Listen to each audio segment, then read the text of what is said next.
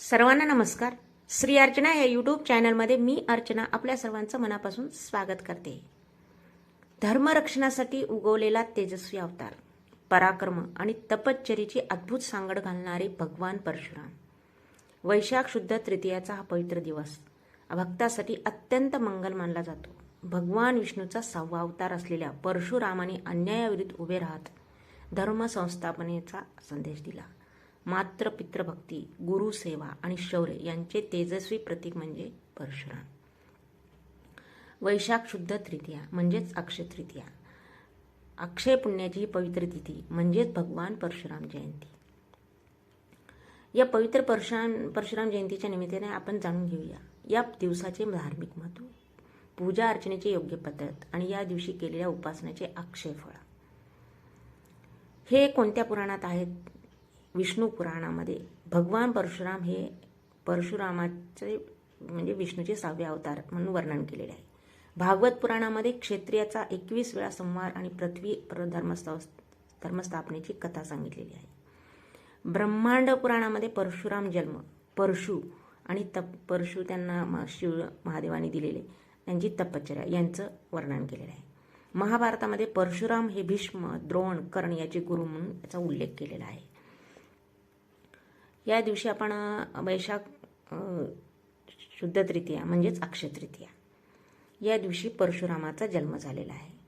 ह्याची आपण कथा बघूया परशुराम जन्माची. भगवान परशुराम हे भगवान विष्णूचे 6वे अवतार मानले जातात. यांचा जन्म ऋषी जमदाग्नी आणि माता एकवीरा म्हणजेच आपली माहूरची देवी माहूर गडवासिनी यांच्या पोटी झाला. लहानपणापासूनच परशुराम अत्यंत तेजस्वी, पराक्रमी आणि धर्मनिष्ठ होते. त्यांनी कठोर तपश्चर्या करून भगवान शंकरांना प्रसन्न केले आणि त्यांच्याकडून परशु म्हणजे परशुधारा प्राप्त केला. त्यामुळे त्यांना परशुराम असे नाव मिळाले. परशुराम जयंती आपल्याला एक महत्त्वाचा संदेश देते. अन्याय किती मोठा असला तरी धर्माच्या शक्तीसमोर टिकू शकत नाही. भगवान परशुरामाने अन्याय करणाऱ्या अत्याचारी राजाविरुद्ध उभे राहून धर्माची स्थापना केली. त्यांची कर्तव्ये, शौर्य आणि संयम यांचे अद्वितीय उदाहरण जगासमोर ठेवले. या दिवसाचे आणखी एक विशेष म्हणजे हा दिवस अक्षय तृतीया म्हणून ओळखला जातो. या दिवशी केलेले दान, जप, पूजा अर्चना विशेष असं पुण्य म्हणजे अक्षय पुण्य देणार आहे, अक्षय पुण्य देणारे मानलं जातं. म्हणूनच परशुराम जयंतीच्या दिवशी भगवान परशुरामाची पूजा अर्चना केल्यास विशेष फळ मिळते असे सांगितलेले आहे. या दिवशी काय करायचं तर लवकर उठून आपण स्नान करून स्वच्छ धूत वस्त्र नेसायचं, घरातील देवघर स्वच्छ करून भगवान परशुरामाचा फोटो किंवा मूर्ती स्थापित करायची, त्यांना गंध, अक्षता, फुले अर्पण करावीत. विशेषतः परशुरामाला पिवळे फुले अर्पण करणे शुभ मानले जाते. त्यानंतर दीप प्रज्वलित करून मंत्र जप करावा. ओम जमदाग्नी विद्ये महावीराय धीमहि तन्नो परशुरामाय प्रचोदयात. हा मंत्राचा जप केल्यास परशुरामाची कृपा लाभते असं मानलं जातं. त्यानंतर नैवेद्य म्हणून गोड पदार्थ अर्पण करावेत. खीर, पुरणपोळी, पंचामृत अर्पण केलं जातं. आणि त्याच्यानंतर आरती करायची, आपली गणपतीची करायची, कुलदेवतेची करायची आणि परशुरामाची आरती करायची.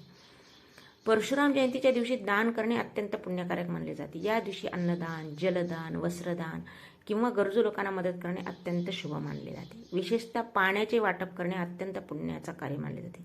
कारण हा काळ कसा उन्हाळ्याचा असतो. भगवान परशुरामाचे जीवन आपल्याला शौर्यासोबतच सन्मान, संयम आणि गुरुभक्ती शिकवते. त्यांनी आपल्या गुरुचा सन्मान केला, आई वडिलांचा आदर केला आणि धर्मासाठी आयुष्य अर्पण केले. आजच्या काळातही हा संदेश अत्यंत महत्त्वाचा आहे.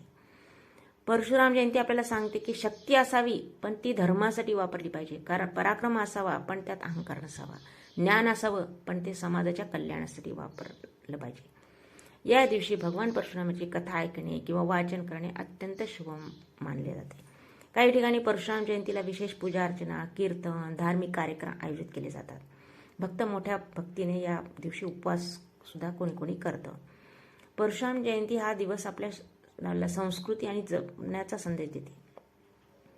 परशुराम जयंती हा दिवस आपल्याला संस्कृती जपण्याचा संदेश देते.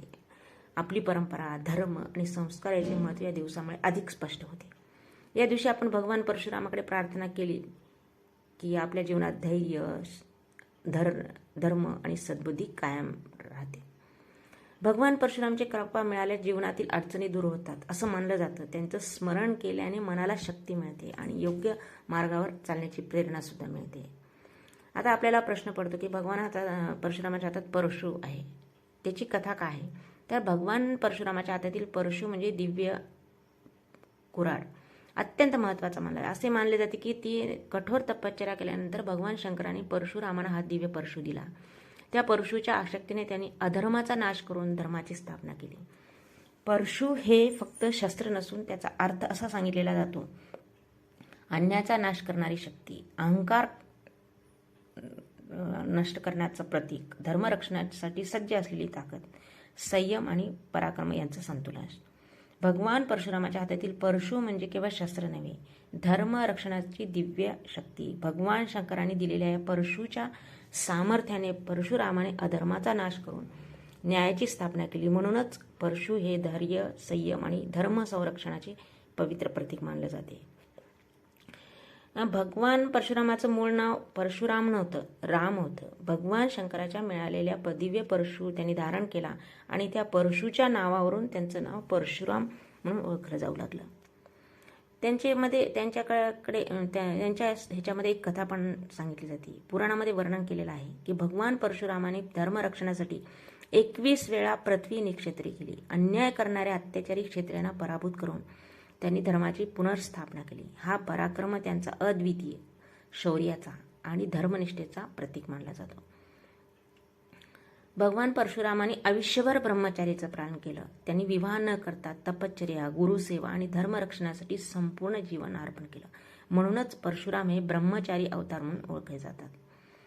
पुराणामध्ये वर्णन केल्याप्रमाणे भगवान परशुरामाचा पराक्रम, तपश्चर्या, धर्मसंस्थापना आजही आपल्याला प्रेरणा देतात. या पवित्र परशुराम जयंतीच्या दिवशी त्यांच्या चरणी प्रार्थना करूया. आपल्या जीवनात धैर्य, संयम आणि धर्मनिष्ठा सदैव ठेवा अशी आपण त्यांना प्रार्थना करूया. जय जय परशुराम.